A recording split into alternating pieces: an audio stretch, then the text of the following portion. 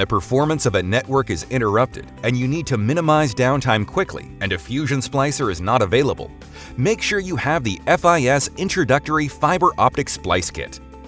Whether the network is disrupted by a broken patch cable, connector failure, accidental cutting of a cable, or rodent destruction, the FIS Introductory Fiber Optic Splice Kit can help you mechanically repair single-mode or multi-mode optical fiber in minutes.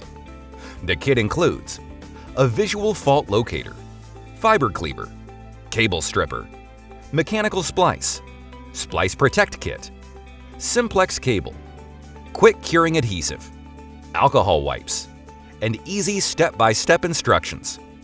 Remember, this low-cost kit is intended for the occasional emergency repair, not for everyday use.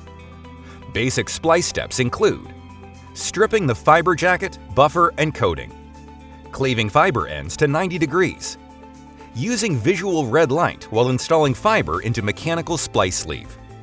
Expect 0.5 to 1 decibel loss.